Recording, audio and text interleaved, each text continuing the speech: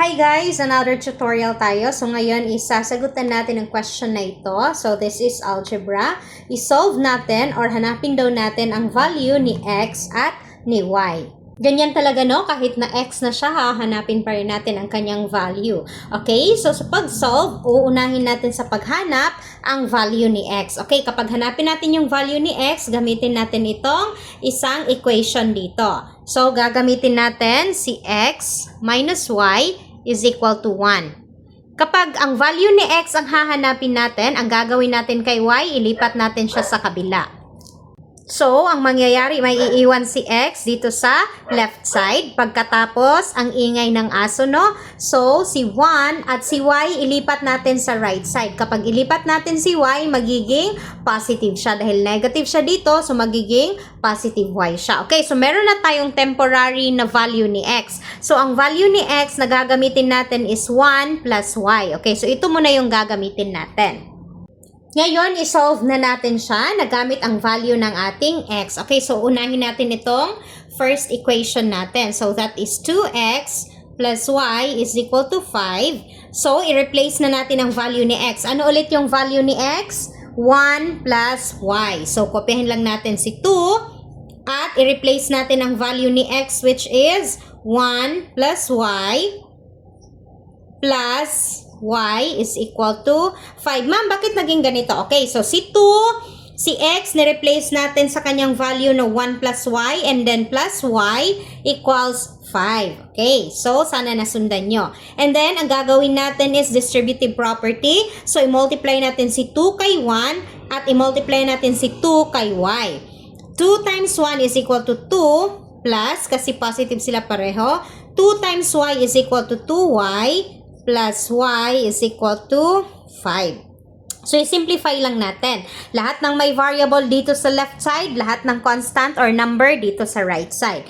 So, si 2y plus y is equal to, ilang y na? 3y. Okay? So, 3y is equal to 5. Now, itong constant, ilipat natin sa right kasi lahat ng variable nasa left, lahat ng constant nasa right. So, si 2, dahil positive 2 siya, kapag ilipat natin siya sa right side, magiging negative 2. Okay? So, 3y, oops, hindi na makita sa baba. 3y is equal to 5 minus 2 is equal to 3. And then, ano ang gagawin natin dito para si y na lang yung maiwan? I-divide natin both sides ng 3. So, divide 3. Divide 3, cancel si 3, y is equal to 3 divided by 3 is equal to 1. So, ito na yung value ni y. So, meron na tayong value ni y which is 1. Okay, so may value na tayo ni y. Now, kukunin naman natin yung value ni x. So, ito na equation naman yung gamitin natin. So, that is x minus y is equal to 1. Okay, so meron na tayong value ni y ha. So, x minus, ano yung value ni y? 1 is equal to 1. Okay, so lahat ng variable dito sa left side, so si x yung maiiwan equals 1. Si number or si constant, ilipat natin sa right side. So 1 is negative, magiging positive.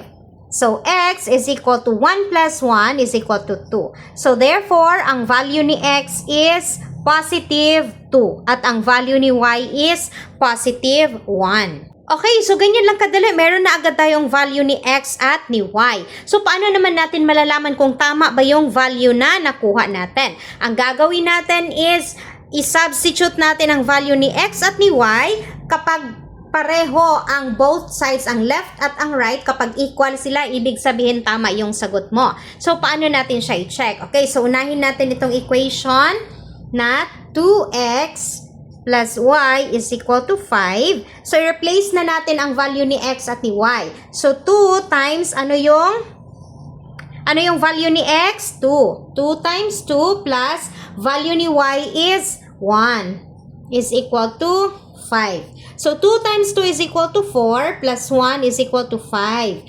4 plus 1 is equal to 5 equals 5. Okay, so equal ba both sides? Yes. So, therefore, ang sagot natin is tama na ang value ni x is 2 at ang value ni y is 1. Okay, ito namang second natin na equation. So, x minus y is equal to 1. I-replace again natin ang kanyang value. So, ang value ni x is 2 minus the value ni y na 1 is equal to 1. So, 2 minus 1 is 1 equals 1. Equal ba ang left at right? Equal. So, therefore, tama ang ating sagot na ang value ni x is 2 at ang value ni y is 1. Okay, so ganyan lang kadali hanapin ang value ni x at ni y. Sana may natutunan tayo sa ating lesson for today. See you in our next lesson. Bye!